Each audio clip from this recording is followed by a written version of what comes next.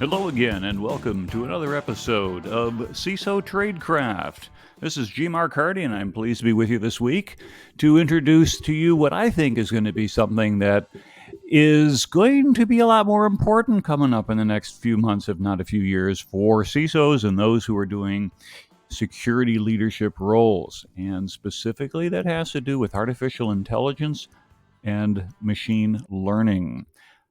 So, as always, we're here to help you with your career, to provide you with some resources and some knowledge and hopefully a little bit of wisdom that are going to improve your ability to be successful in your chosen career. Please go ahead and don't forget to follow us if you're on LinkedIn at CISO Tradecraft, or go ahead and make sure that you continue to subscribe to our broadcast so you don't miss any of the good stuff.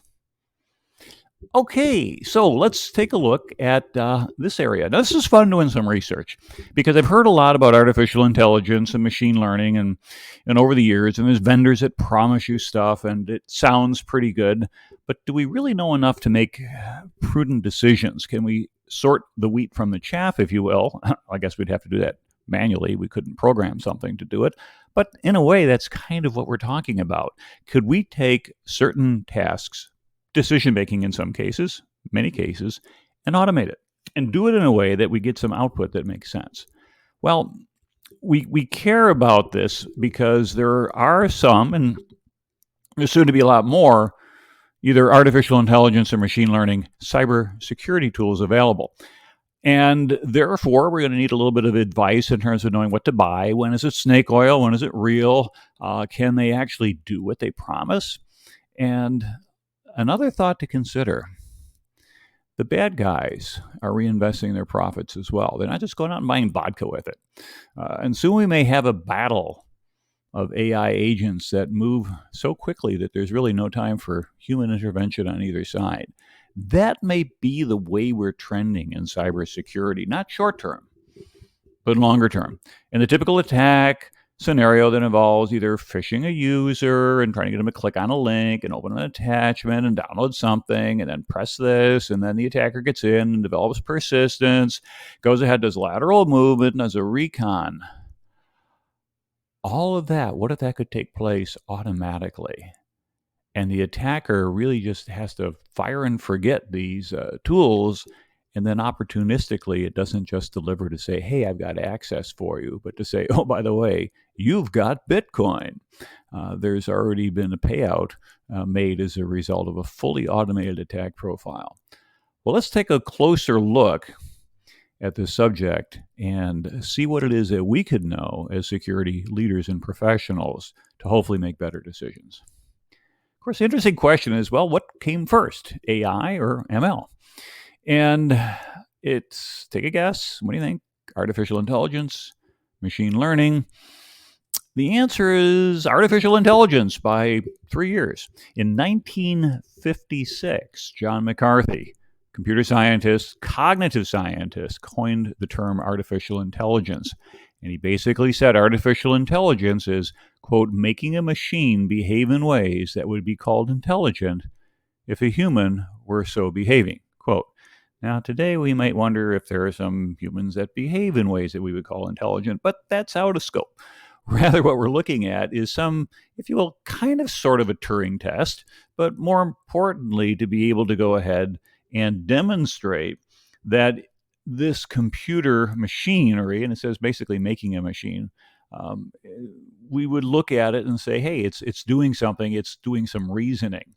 Now, machine learning, that term was coined by Arthur Samuel in 1959.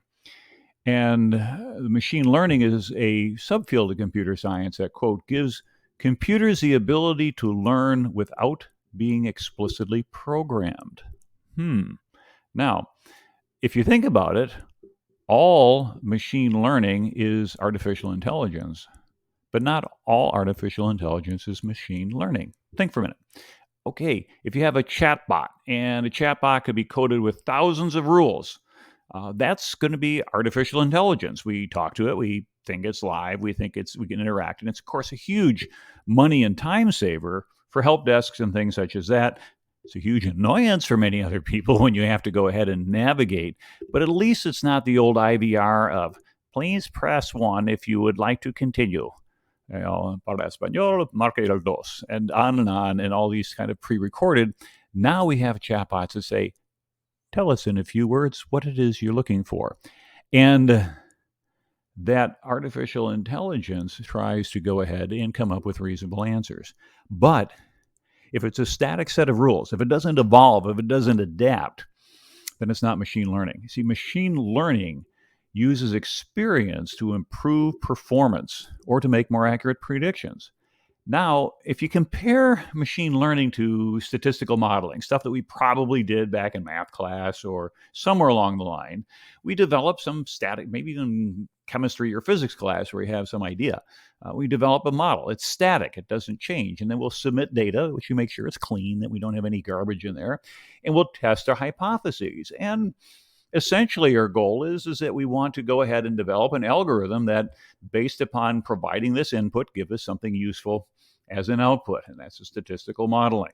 To a certain extent, we might think of, classical weather models as being out there. If the barometer is this and is changing in this direction, if the wind is from that direction, if the temperature has changed, and so on, therefore it's going to snow, rain, hurricane, sun, fill in the blank.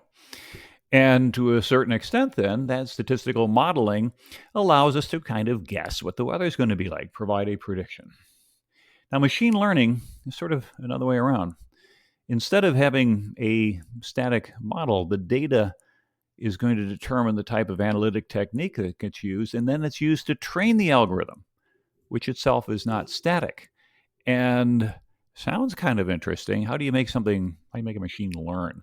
Well, it requires, if you remember Johnny 5, input, lots of input.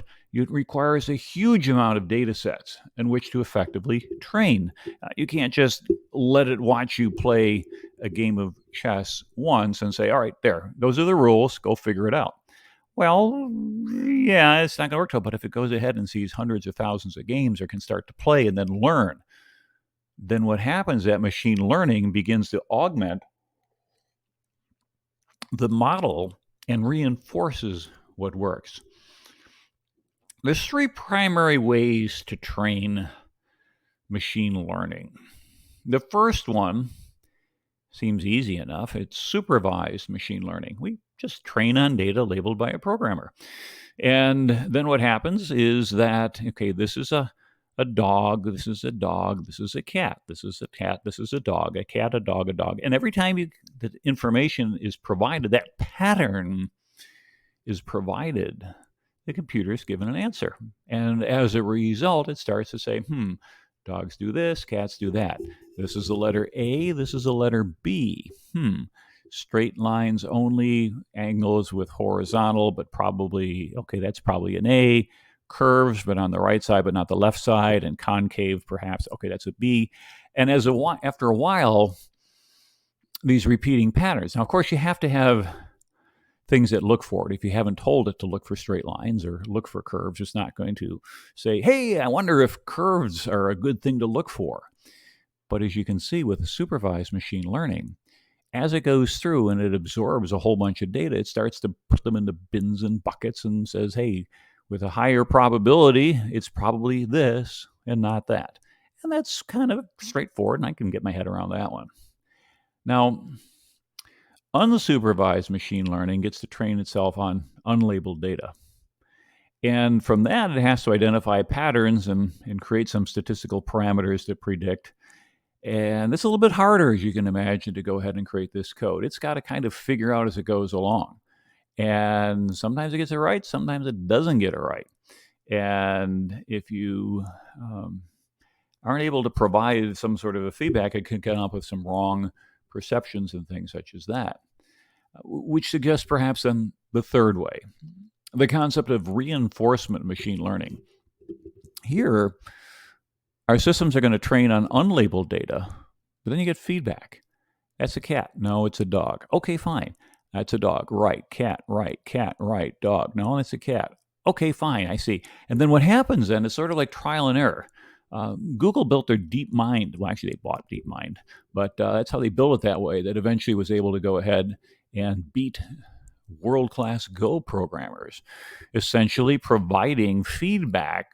So over time, the unsupervised machine learning, if you will, gets a little bit of reinforcement. It's faster to go ahead and figure out what works and what doesn't work, and eventually can provide some optimization. There's a link out there to a YouTube video showing how the particular DeepMind product was trained to use the old kind of game of Pong. And at first, after a few minutes, it just kind of sat there and it tried to move the thing back and forth, and it didn't do too well. And then after about 10 minutes, it's still kind of floundering. 20 or 30 minutes, now it's figuring out kind of how to play the game, because the feedback loop saying, observe the score, observe your actions, observe what happens.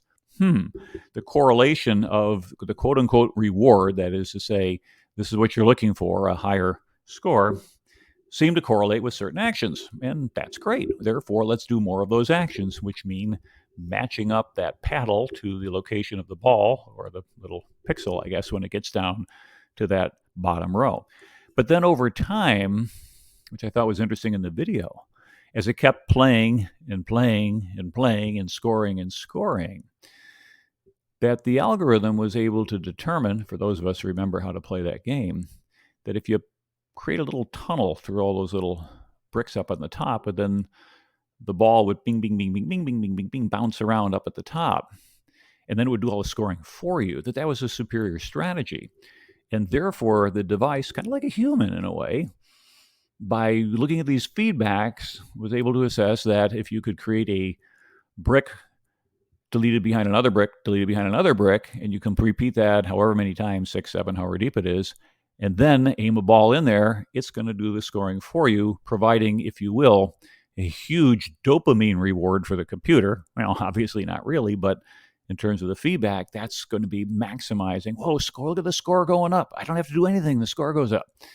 And as we start to see, when we do these things like a machine learning, to a certain extent, they're a bit like a human when we're programming it, in that it's providing some sort of a feedback. And when you get negative feedback, you say, well, let's do less of that. And when you get positive feedback, hey, let's do a little bit more of that. Now, okay, fine, that's great.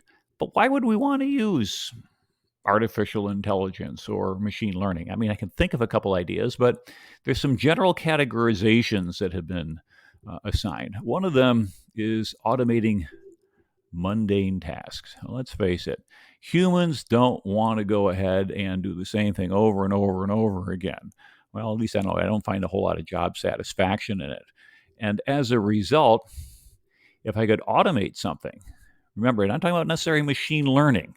The artificial intelligence is to be able to provide input, go ahead and calculate some quote unquote decision which generates some sort of an output. Think about a robot on a manufacturing line that has an optical scanner and an arm and a sensor that says, when you see a part show up at the end of this conveyor belt, move your arm over there, pick it up, move the arm over there, place it on the other location, release it, and then go back and wait.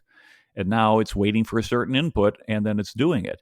One, it's not just a repeating cycle, because there is going to be a part there every single time at the exact 3.00 second interval, so that could just be replaced with a gear.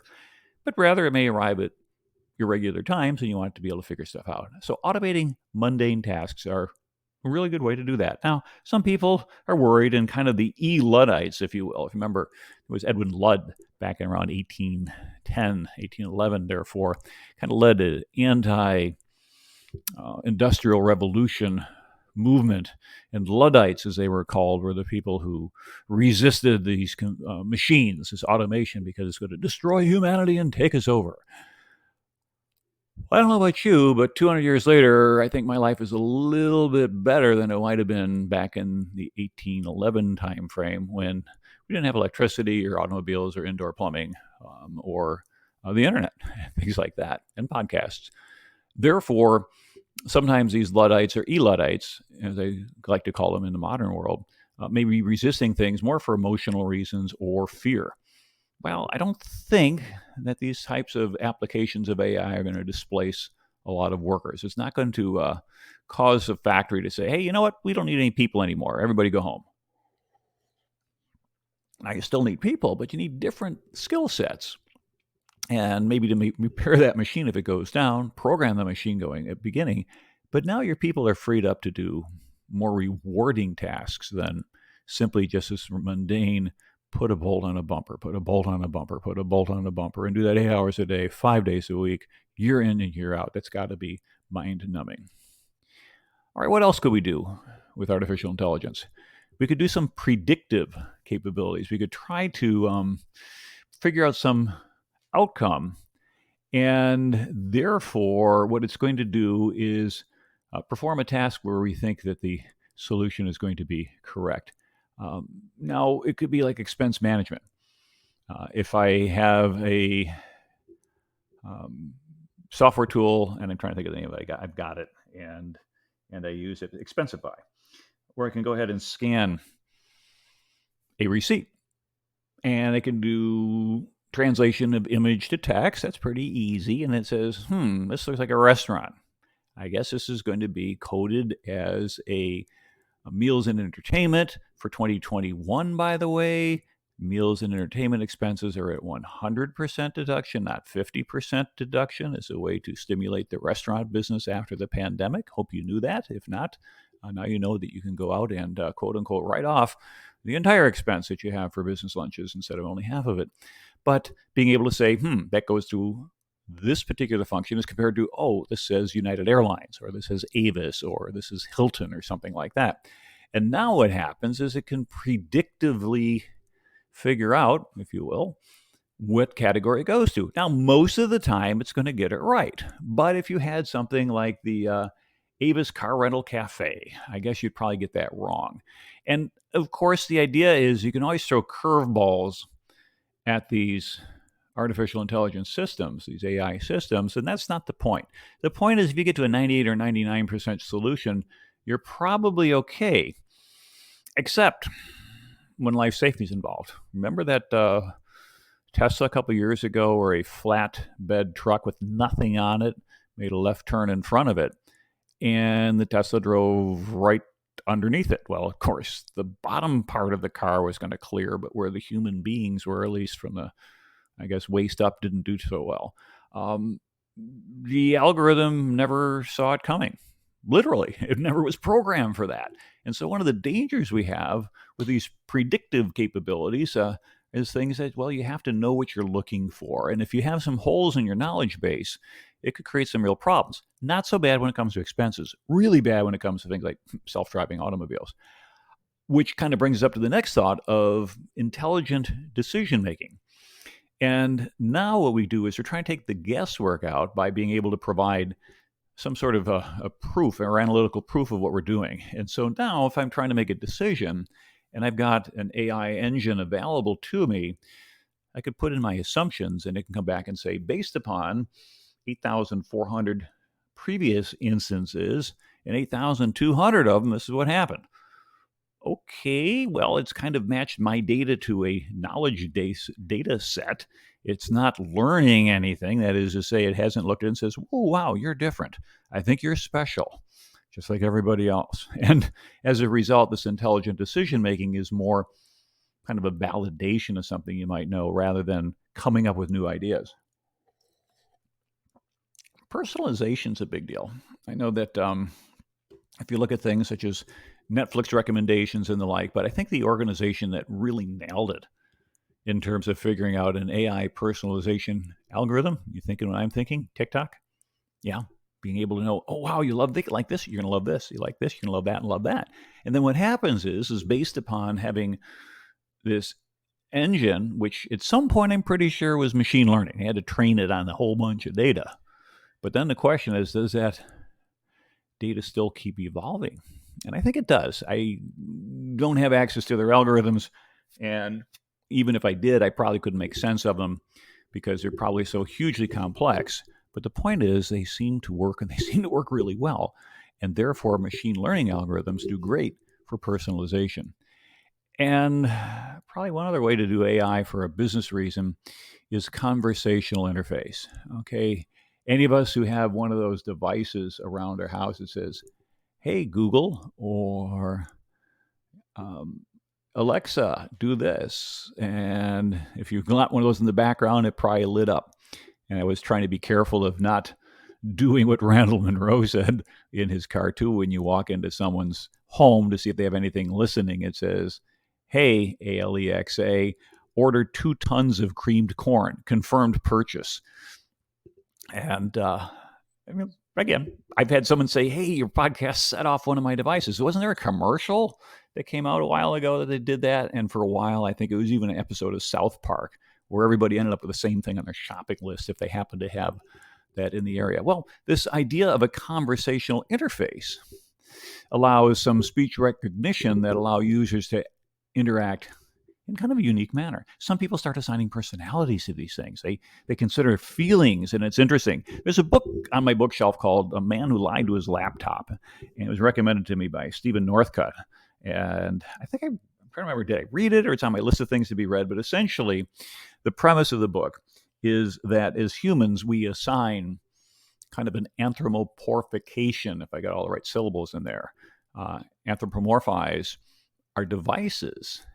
And over time, as we get better and better at these human-like interfaces, that's going to continue to the point where in the world of science fiction, where you start to see companions and bots and things like that that are kind of accepted as kind of near humans, that it's going to be operating on our neural system to say, wait a minute, this thing is responding and it seems to think and care and know, and really just a bunch of lines of code. So we've got potentially 5 reasons here, and automating mundane tasks, predictive capabilities, intelligent decision-making, personalization, and creating conversational interfaces. And again, I'll provide links for where a lot of these things come from so that you can get some more information if you'd like. But let's take a look at what I've grouped into 3 types, or 3 groups of types, if you will, of AI applications.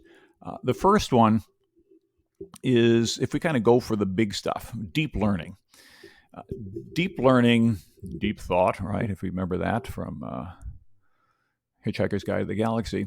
But essentially, what deep learning means is we're going to have multiple layers of computing. And the output of one layer goes into the next one, which goes into the next one, and therefore work pretty well for things such as pattern recognition, speech recognition, recognizing images, maybe processing natural language. And what happens is that if we can do neural networks, and the cloud helps a lot with that, and we'll talk about neural networks in a moment. Basically, well, neural networks, they say, they're computing systems that organize elements in a layered way, kind of like modeling on a human brain, okay? And so that was really one of my separate, smaller categories of the types of AI, but we'll reference it here, and I may mention it again. But essentially, deep learning seems to be where we're going for. Can we create a sequence of analyses that, as one goes to the next, it gets a little bit better, a little bit more refined, until finally we get to the point where the output looks really good. Another one is cognitive type of cybersecurity, where we'll train it on historical data. And now in our industry, we could probably use that, make a AI system that's going to look at cyber threat data. And as a result, as certain actions come by, it could either map it to the MITRE ATT&CK framework, or try to say, where are we, at what stage are we at in the Lockheed Martin cyber kill chain, or any other model that we want to assign to it, and be able to say, hey, wait a minute, this looks like a technique or a tactic that is being used by other bad guys. It may in fact have a good use, but I think that this type of cognitive cybersecurity is often used in things such as the automated or near automated sensors that we're using to be able to provide that early response. There's a lot of data that comes pouring in from our endpoint detection and response sensors. That's got to go to something.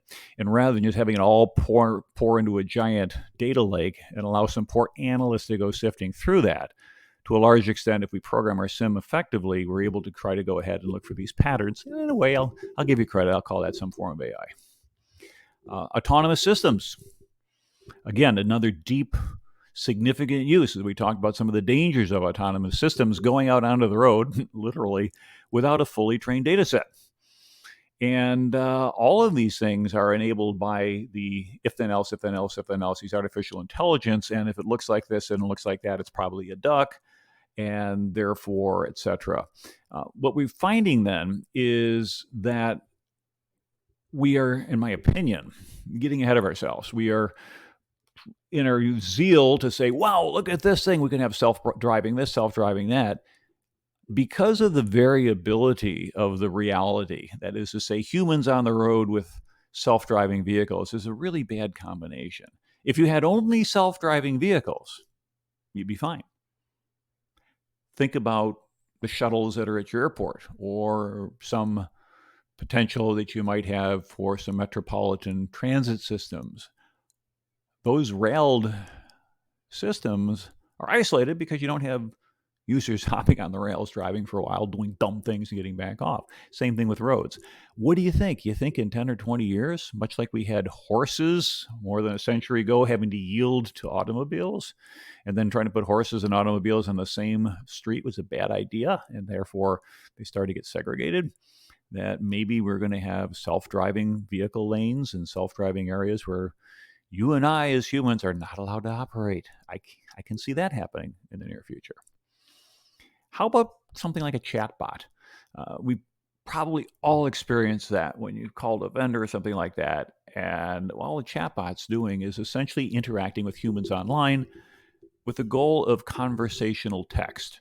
Essentially, it's a form of, well, natural language processing. So let's talk about natural language processing, not to be confused with NLP, neuro-linguistic programming. But this type of NLP, if you will, enables computer systems to interact with human languages. It could be in writing, it could be speech, it could be translation, things such as that, which brings up another one. How about translation? And there are tools out there that allow one to go ahead. I think there's an Apple had an app, and I think other ones do too, where one person could listen in Japanese, the other person speaks in Japanese, and it's translated into, for example, English and back and forth. Really helping those who like to travel swipe right a little bit, I suppose, when it comes to meeting somebody, because now you've removed a language barrier. And imagine that in the business system. Right now, we're often rely upon a translator, third party, who then is in on all these conversations. I can see that working at the United Nations. You're not saying very intimate things there, but kind of awkward going ahead and trying to get into personal conversations with the third human in there. Probably having some sort of an AI bot doing the translation is, I guess, a little bit less frightening. And to that, I guess we'll add things like virtual companions and robotic personal assistants. A virtual companion can be some sort of a VR-based avatar and behave and interact just as a human would. I think there's a great image of that in, was it Blade Runner 2049, or whatever the second movie was, where you had essentially a virtual companion. And then a robotic personal assistant can do useful things and potentially can learn based upon training what tasks to do.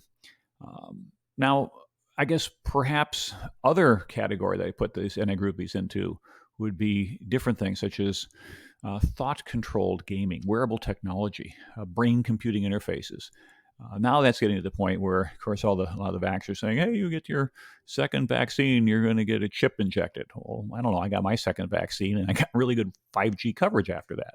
But all kidding aside, the idea of wearing wearable computer, and then the interface itself has to be able to interpret what's the human's motions, movements, etc., and what does that mean? If we want to mimic human brain function, it's kind of a future area of development, neuromorphic computing. Robots that could perhaps be next generation, that could be intuitive and maybe even collaborate with humans, being able to go ahead and pull all that data and then act in a certain way. And now we're starting to see autonomous surgical robots.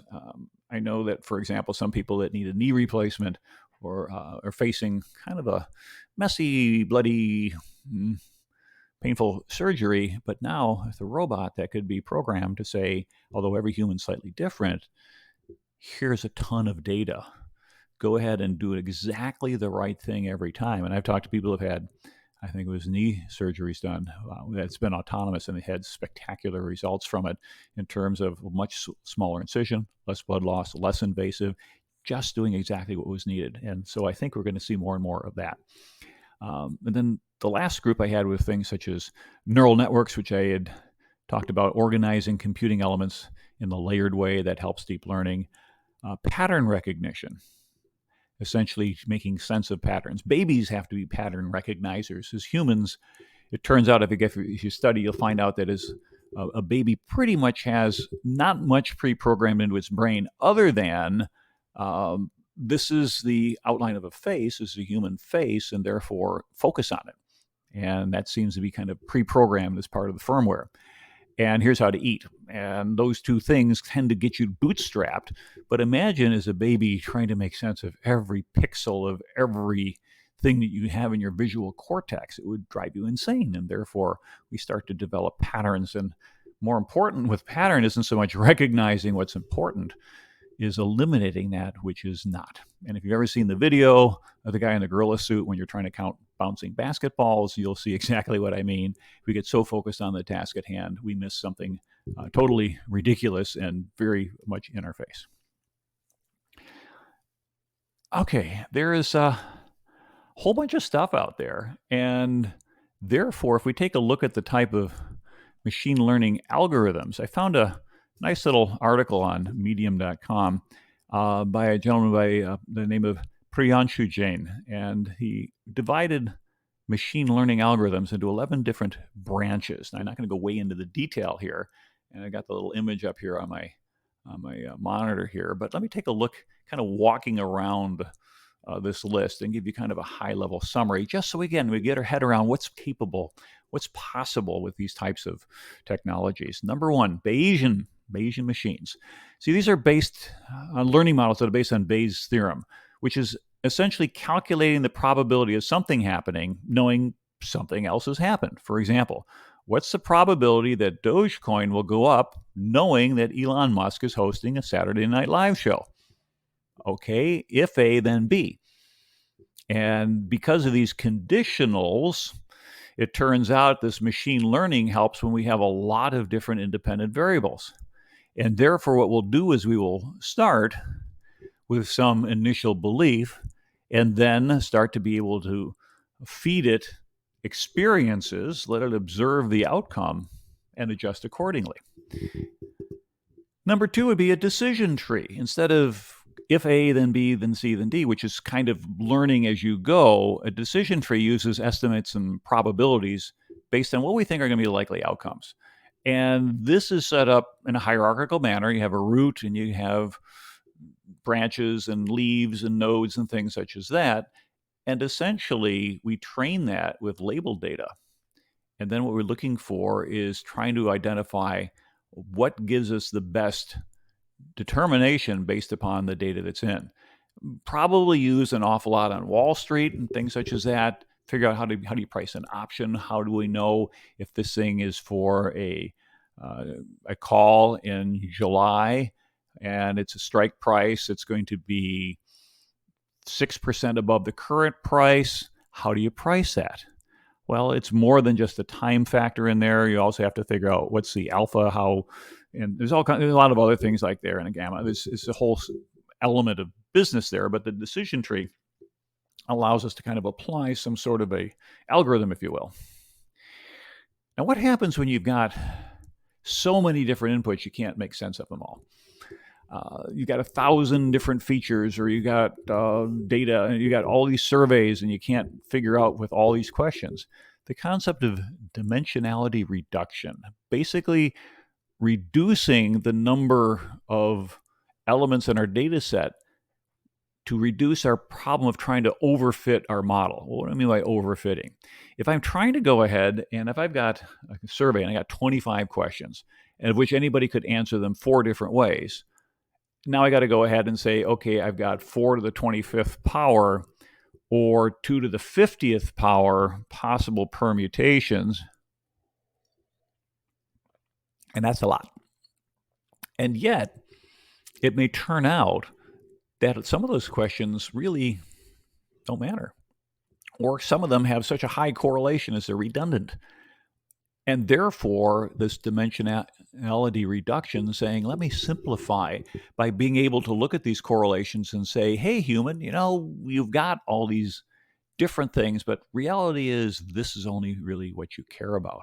And now I can go ahead and do some of this discriminant analysis and things such as that. The fourth one would be instance-based. Essentially, after you compare current instances with previously trained instances that are stored in memory, because what happens is the instances creating the training data is going to be able to allow it to go ahead and update what's going on. And now in a situation like that, a self-organizing map, for example, locally weighted learning, things that allow us to sort of figure out as it's going on. Another way to do machine learning is clustering, kind of an unsupervised machine learning algorithm where the algorithm itself is going to try to make sense of whatever junk we throw at it. Kind of doing a hierarchical clustering or figuring out maximizing. What do we do? It's all this stuff is we got this huge amount of things coming in. And now what we might be able to do is say, hey, how do I figure out what things fit together? That is to say, if I'm Amazon and I've got all these people buying things, can I eventually figure out, is there any type of behavior that makes sense? If after buying this product, does somebody usually just log out? That is to say, that's their one and done. If so, maybe I want to try to upsell on that. Or do I have something that typically, if a lot of people buy A, then they like to buy B, so let me go recommend B. And all this data that's out there, absorb it all in there and look for these unusual patterns. In math, we could do regression, which is basically trying to best fit a line, like a slope, to the data, and then we can use that to make predictions. So regression analysis, being able to plot a line, is it along, y equals ax plus b, is it second order, is whatever it happens to be. But again, it's a matter of either doing something like a least squares fit or all the other stuff we might have learned way back when and how to do that. There's a concept of a rule system, and they work on rules that are either predefined by us or the system kind of comes up with its own rules themselves. But it turns out that if we give them a predefined set of rules, they're not very agile, but they go really fast. And therefore, they can do pretty well. They can work really well with huge amounts of data, or even if the data is constantly growing and can be able to do that. But you might take a hit in accuracy because, as is often the case, you get accurate or you can get speed, and they tend to be inversely relations. One goes up, the other goes down, and things such as that. Okay, how about this one? Regularization. Yeah, say that fast 5 times. Algorithms that are used in conjunction with regression or classification algorithms to reduce the effect of overfitting in the data, which, as we said before, is there's too many variables in use.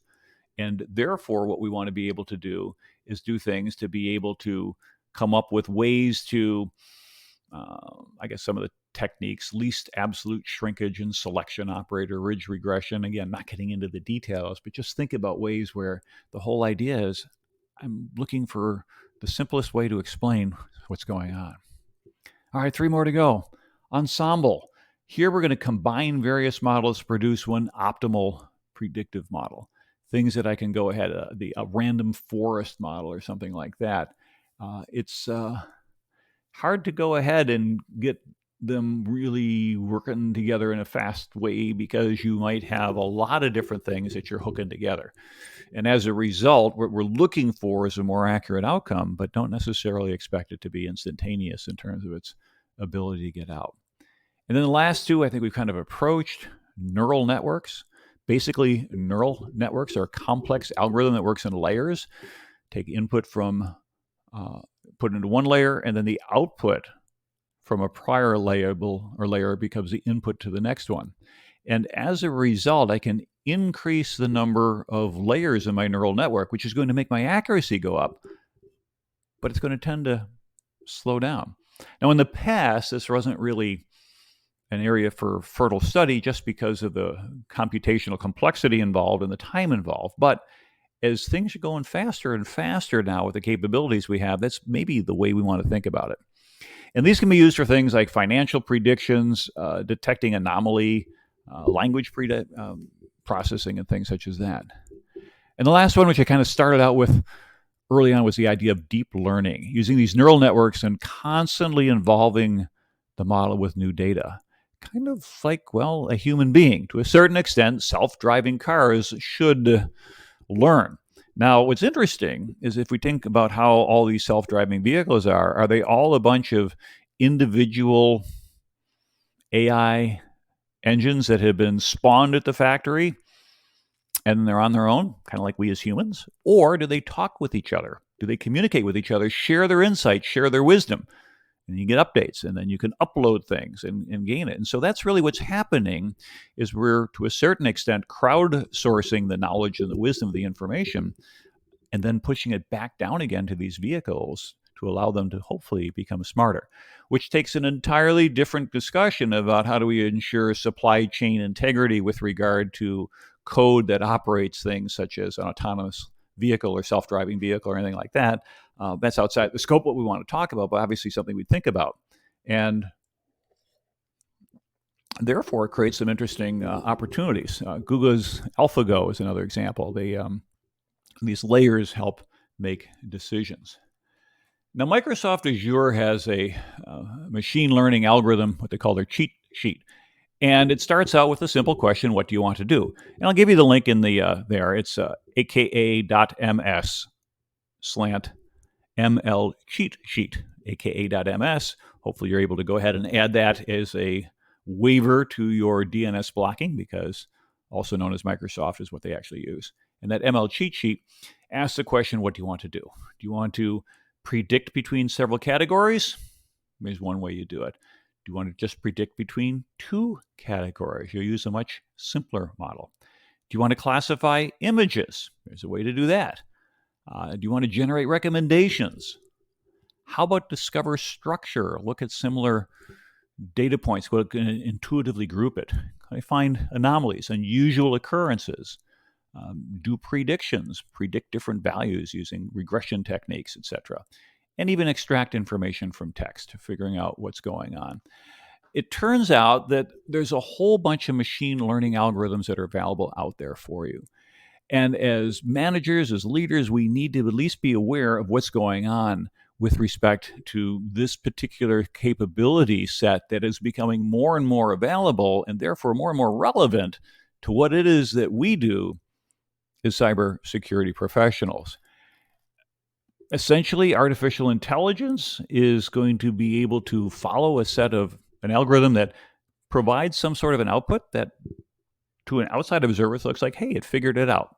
Machine learning is adaptive. And as we said, not all AI uses ML, but it's the advances that we're getting in machine learning as it pertains to artificial intelligence, which is going to give us these greater capabilities. And before we get to the point where we've created so much capability with our computers that we're ordered to report to disintegration stations. Anybody remembers the 1967 Star Trek episode, A Taste of Armageddon? And if not, go look it up. It was a classic. We can better understand how this works and how to make sure it serves us and not the other way around. Well, hopefully you've found this discussion of value and interesting, and if so, let us know. Give us a little bit of feedback and say, hey, thumbs up, or hey, I learned this, or hey, you forgot about that, and we'll continue to go ahead and develop material for you to help you out in your job, in your career, and give you the information you like. So again, CISO Tradecraft is available to you. You can download it. You can listen to it through podcasting, all that you like. And if you're on LinkedIn, send us a connection so we can go ahead and keep you up to date. So as always, wish you the best. This is G. Mark Hardy on behalf of CISO Tradecraft. Take care, and looking forward to talking to you again on another CISO Tradecraft episode.